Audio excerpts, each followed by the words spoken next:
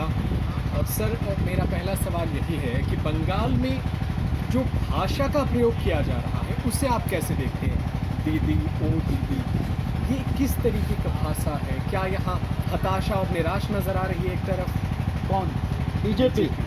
BJP से आप किसी सभ्यता की उम्मीद ही क्या कर सकते हैं? बीजेपी जिस तरह से भाषा का इस्तेमाल करती है, जो उसका एक तरीका है लोगों को अपमानित करने का, उन पर व्यंग कसने का, वो बीजेपी वही कर रही है। तो एक बहुत सीधा सीधा मैं ये कह सकता हूँ कि जा की रही भावना जैसी प्रभु मुहूर्त देखी तिन तैसी, वो उनका ढंग है, उनका तरीका है, वो उनका स्तर है, वो उस स्तर से ऊपर उठ ही नहीं सकते हैं। सभ्यता की क्या भाषा होती है, या सामने वालों को कैसे सभ्य तरीके से बात की जाती है, वो उनकी समझ के बाहर है और वो करते नहीं हैं। इस तरह से दूसरे व्यक्ति का वो मोरल डाउन करने की कोशिश करते हैं, ये उनका तरीका। मोरल डाउन करने की बात करते हैं, लेकिन इन लोगों का भी तो मोरल हाई है सर। जब टीएमसी के घर पर ईवीएम मिलता है तब इनके भी मोरल को तो हाई कर दिया जा रहा है। इसको आप कैसे देखिएगा? पहले तो आप बीजेपी को के घर मिल गया था, विधायक के पास मिल गया था, तो पूरा बीजेपी का एजेंडा नज़र आ रहा था, लेकिन ये भी तो टीएमसी का एजेंडा है। क्या टीएमसी का एजेंडा है? बताएं आप मुझे, क्या एजेंडा है टीएमसी का? उनके घर से ईवीएम मिला है उलूबेरिया में, तो इलेक्शन कमीशन के हाथ किसने बांधे हैं? अगर उनके यहाँ से ईवीएम मिला है तो ईवीएम के खिलाफ में कार्रवाई करे इलेक्शन कमीशन। लेकिन मैं ये कह सकता हूँ कि अगर ईवीएम मिला है तो कहीं ना कहीं उसमें भी षड्यंत्र बीजेपी का ही होगा। जब इसकी गहराई में जाके देखोगे आप तो आपको वही नजर आएगा, बिना उसके संभव नहीं है। क्योंकि ये ईवीएम जो है आखिर कहाँ से रहे, इन पे सब पे जो है कब्जा है किसका? कौन है जो इनको कंट्रोल में रखता है? Election commission.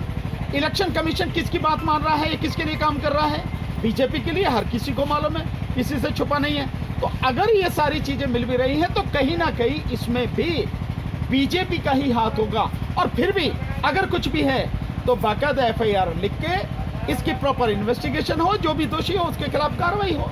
टीएमसी के लोगों का काम है तो टीएमसी के खिलाफ कार्रवाई हो, बीजेपी का काम है तो बीजेपी के खिलाफ कार्रवाई हो। इलेक्शन कमीशन को रोका किसने? आखिर यही तो उसकी जिम्मेदारी है कि बिल्कुल free, fair and transparent election करवाए। लेकिन इलेक्शन कमीशन ही जब बेईमानी करने और करवाने पर उतारी हो तो तब क्या हाल होंगे वो आप सबको मालूम है। तो कौन रोकता है? करे कार्रवाई, जो भी दोषी है उसके खिलाफ कार्रवाई हो। अच्छा सर, जब बात आती है कि एक राज्य में सत्ता की, तो पश्चिम बंगाल के अंदर टीएमसी सत्ता में है, लेकिन सत्ता में होने के बावजूद भी टीएमसी के कार्यकर्ताओं को मारा पीटा जाता है बीजेपी के द्वारा। तो कैसा, क्या ये किस तरफ इशारा है कि अगर हम अभी सत्ता में नहीं आए हैं, अभी से हम आपको धमक दिखा रहे हैं अपनी? नहीं, आप इसी से अंदाजा लगा लीजिए कि अभी तो सत्ता में नहीं है वो, तब उनका ये हाल है। और इसका मतलब ये है कि जिस तरह की ये गुंडागर्दी चल रही है, मारपीट चल रही है, इलेक्शन कमीशन क्या कर रहा है? क्या ये इलेक्शन कमीशन पर सवाल नहीं है? आज की तारीख में पूरे प्रदेश का, या जिन जिन प्रदेशों में इलेक्शन हो रहा है, पूरा शासन प्रशासन जो कंट्रोल है, कंप्लीट कंट्रोल, वो इलेक्शन कमीशन के हाथ में है। अभी आपने देखा पश्चिम बंगाल में डीजीपी को हटा दिया इलेक्शन कमीशन ने, दूसरा डीजीपी नियुक्त कर दिया, दूसरे को छाड़ दिया। तो जब सब कुछ इलेक्शन कमीशन के हाथ में है तो इस गुंडागर्दी को रोकना और दोषियों के खिलाफ कड़ी कानूनी कार्रवाई करना, ये भी इलेक्शन कमीशन के काम है। अगर इलेक्शन कमीशन इसे नहीं रोक पा रहा तो ये सच है कि इलेक्शन कमीशन ही कहीं ना कहीं इस सारे मामले में इन्वॉल्व है, और या वो पूरी तरह से फेल है। और अगर फेल है या इन्वॉल्व है, दोनों ही तरह से मैं समझता हूं इलेक्शन कमीशन को जवाब देना चाहिए। और बेहतर यह हो कि इलेक्शन कमीशन, जब उसके बस की नहीं है कुछ भी कंट्रोल करना, तो इस्तीफा देके किसी और को इलेक्शन कमीशन बनाया जाए जो इसको सारी चीज को कंट्रोल कर सके। अच्छा, जब आप इलेक्शन कमीशन की बात करते हैं तो यही इलेक्शन कमीशन जो है कांग्रेस के वक्त कांग्रेस की बात मानता था, यही इलेक्शन कमीशन आज जो है बीजेपी का हो गया है। तो सर, ये तो आरोप जो है इलेक्शन कमीशन को एकदम बीच का बैंड बाजा बना दिया गया है, हर तरफ से बजाया जाता है। नहीं, इसका मतलब फिर आपको इसकी पूरी जानकारी नहीं है।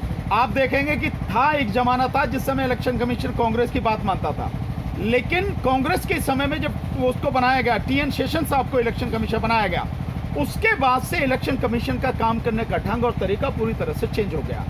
और अगर सही मायने में माने तो इलेक्शन कमीशन क्या है, क्या उसकी पावर है, किस तरह से वो काम कर सकता है और किस तरह से गुंडों पर नकेल डाल सकता है, ये टीएन शेषन साहब ने पूरी दुनिया को समझाया और करके दिखाया।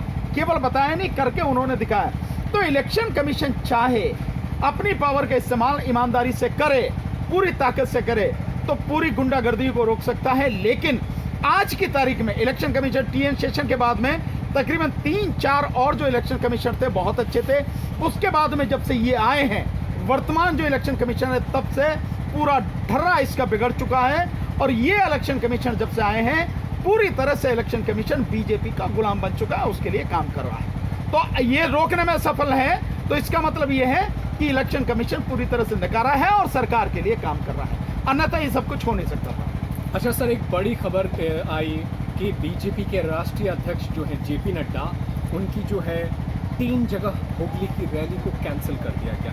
एक तरफ नरेंद्र मोदी ये हवा बना रहे हैं कि 2 मई और दीदी गई, दूसरी तरफ जो है उनके जो है राष्ट्रीय अध्यक्ष का जो है कैंसिल हो जाता है 3 जगह की रैली, और रैली कैंसिल होने की वजह जो भीड़ की वजह को बताया जा रहा है। क्या बीजेपी जो कोशिश कर रही है बंगाल में, उससे हाथ नहीं लग रहा है? नहीं, देखिए बंगाल में मैं तो आपको बहुत सीधी कह रहा हूँ, केवल बंगाल में नहीं, कहीं में ही ईवीएम को हटा दीजिए आप और चुनाव करा लीजिए, बीजेपी औंधे मुंह गिरेगी।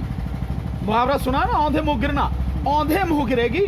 बीजेपी को अपनी जमानत बचानी भी भारी पड़ जाएगी। लेकिन ईवीएम से चुनाव होने के बावजूद भी पश्चिम बंगाल में उसकी ये हालत है कि उसके राष्ट्रीय अध्यक्ष की 3-3 मीटिंगें कैंसिल हो रही हैं। साफ है, अगर ये वाली स्थिति आ रही है कि भाई वहाँ जनता नहीं है, तो जनता तो न केवल उनके में, बल्कि अगर आप देखें यहाँ से जो बड़े भारी प्रचारक बन के गए उत्तर प्रदेश के मुख्यमंत्री योगी आदित्यनाथ, उनके सभा में भी सारी कुर्सियां खाली पड़ी, सिवाय सुरक्षा कर्मियों के और कोई था उसमें। तो हकीकत यह है कि उनके साथ में कोई नहीं है और वहां पर दीदी को हराना असंभव है, मुश्किल ही नहीं असंभव है, क्योंकि उन्होंने वहां जमीन पर काम किया है। लेकिन बीजेपी अपनी जो ईवीएम और इलेक्शन कमीशन की जो इनके साथ में जो ताकत है, ये जो गड़बड़ घोटाला है पूरा, इसके दम पर चुनाव वहां जीतने की लगातार कोशिश कर रही है। सच में न पब्लिक उनके साथ में है और ना ही कोई और तरीका उनके पास में है जिससे वो इलेक्शन वहां पे जीत सकें। तो ईवीएम और इलेक्शन कमीशन के दम पर ही वो इलेक्शन जीतने की तैयारी कर रहे हैं। और ये बहुत बड़ी घटना है, इसको छोटी घटना ना समझें। अगर राष्ट्रीय अध्यक्ष उनकी जो मीटिंग है, 3-3 मीटिंग अगर कैंसिल होती हैं, तो ये बहुत बड़ी घटना है और मैं समझता हूँ बीजेपी के लिए डूब मरने वाली बात। सर, मोदी जी एक चुनावी रैली में ये कहते हैं कि सारे हिंदू एक हो जाओ, कि क्या किस तरफ इशारा करना चाहते हैं? नहीं, उनके पास में हिंदू मुस्लिम राजनीति के अलावा दूसरा क्या है? उनसे ये पूछो हिंदू अलग अलग कहाँ है भाई? तुम जिनकी बात कर रहे हो हिंदू हिंदू हिंदू, अबे हिंदू के अलावा जो तुमने जिन काम की बात करते हो उन काम पे वोट मांगना। ये किसान आज जो कानून तुम लेके आए हो, बड़ा इसका हल्ला मचा रखा तुमने कि किसानों के लिए बढ़िया है और ये है, सारा सब कुछ है। किसान के इस बिल पे जो है, किसान के कानून पे वोट मांग के देखो ना, तुम्हें तुम्हारी औकात पता लग जाएगी। मैंने बार बार कहा है, बीजेपी के पास में हिंदू मुस्लिम के अलावा, जाति और धर्म के अलावा कोई और मुद्दा है ही नहीं जिस पे वो वोट मांग सके या जिस पे वो चुनाव लड़ सके। सर, वो कह रहे हैं कि हम चुनाव जीतने नहीं आए, हम लोगों का दिल जीतने आए हैं। नहीं, दिल क्या बात कर रहे हो तुम? कुछ भी नहीं जीत सकते।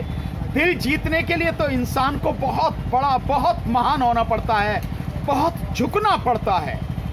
लेकिन आपकी अकड़ और आपकी असभ्यता, आपकी गुंडागर्दी, जिसने और देश में जिस तरह से आपने नफरत फैलाई है जाति और धर्म और संप्रदाय को लेके, जो लोगों को एक दूसरे को आपने दुश्मन बना दिया है, उसका कोई मुकाबला नहीं है। आप इस पे दिल जीतोगे। आप आज की तारीख में पूरे देश में बीजेपी से 80% लोग नफरत करते हैं, घृणा करते हैं। इसीलिए मैं कह रहा हूं, कम से कम 80% की तो मैं बात कह सकता हूं। आप 90% कह रहे हैं, मैं मान लेता हूं, पर 80% की तो मैं गारंटी के साथ कह सकता हूं कि बीजेपी से घृणा करते हैं, नफरत करते हैं और यहां तक कि माननीय प्रधानमंत्री और गृह मंत्री का चेहरा भी देखना नहीं चाहते। ये स्थिति इस देश में है आज की तारीख में। तो तुम दिल किस पे जीतोगे? तुमने नफरत बांटी है, तुमने घृणा फैलाई है। तुम अगर प्यार बांटते, तुम अगर सम्मान बांटते, लोगों में विश्वास बांटते, उनके लिए काम करते, लोगों को रोजगार देते, लोगों को रोजी रोटी देते, उनको कारोबार चलने देते, तो लोग तुमसे प्यार करते। तो तुम जो है मतलब दिल जीतने की बात करते। तुमने तो कुछ किया ही नहीं है, तुमने तो देश को बर्बाद कर दिया, तुमने देश को पूरी तरह से खत्म कर दिया है और कुछ नहीं छोड़ा। रोजगार खत्म कर दिए तुमने। जो नौजवान है, 12 करोड़ जो डिग्रीधारी नौजवान है, वो सड़क पे मारा मारा घूम रहा है, उसको नौकरी नहीं है। 35 करोड़ लोगों को बेरोजगार कर दिया तुमने, नोटबंदी में लोगों को मार दिया, जीएसटी में लोगों को मार दिया, और अब किसान कानून में पूरे देश को तबाह कर दिया। सर आप ये कह रहे हैं कि उन्होंने नफरत फैलाया है, लोगों में घृणा फैलाई है, लेकिन अपने मंच से एक कार्यकर्ता का पैर छुआ। कल के भाषण में एक महिला को चक्कर आ गया तो उसको अनाउंसमेंट करके पानी तक पिलाया। क्या अब बात, कैसे इंसानियत दिखाए हो? क्या बात है, कितनी बड़ी इंसानियत है। मतलब एक तरफ आप लोगों की लगातार गर्दन काट रहे हो, अब सेना के लोगों को नहीं बख्शते हो यार। सीआरपीएफ के लोगों को आपने मरवा दिया, पुलवामा याद नहीं है क्या आपको? अभी आपने देखा जिस तरह से जो सैनिक 20 सैनिक शहीद हुए जो बिहार रेजिमेंट के थे लद्दाख में, जिनके लिए कहा गया था कि इनका बदला लिया जाएगा, इसे भूला नहीं जाएगा, उसके लिए क्या किया। और अभी ये जो नक्सली हमले में जो 22-24 जो है सीआरपीएफ के जवान शहीद हुए हैं, क्या किया इनके लिए आप? मतलब गृह मंत्री की एक तस्वीर तो ऐसी आ रही है कि उसमें वो उनसे सवाल पूछ रहा तो वो हंस रहे हैं, मुस्कुरा रहे हैं। मतलब एक तरफ आप देखिए कितने परिवार बर्बाद हो गए, इतने लोगों को चोट आई, इतने जो जवान है सैनिक बल के जो जवान है उनको चोट आई है, मारे गए हैं, और आप हंस रहे हैं। तो आप इसकी बात कर रहे हैं। जहां तक भैया वो कहते हैं ना कि जब मतलब पड़ता है, जब मतलब पड़ता है तो गधे को भी बाप बना लें, तो पैर छूने की बात करो। यही तो मोदी जी हैं जो वाल्मीकि समाज के लोगों को बुला के उनके पैर धो रहे थे। यही मोदी जी हैं जो उन्हें एक फूटी आंख जिन्हें देख नहीं सकते, जिनसे इतनी नफरत करते कि उनके सारे रास्ते इन्होंने बंद कर दिए हैं। ये काम कर रहे हैं तो ये कुछ भी कर सकते हैं। जब गधे को बाप बनाना हो, मतलब हो, तो कुछ भी कर सकते हैं। पैर छूने की क्या, कुछ और भी कर सकते हैं। अच्छा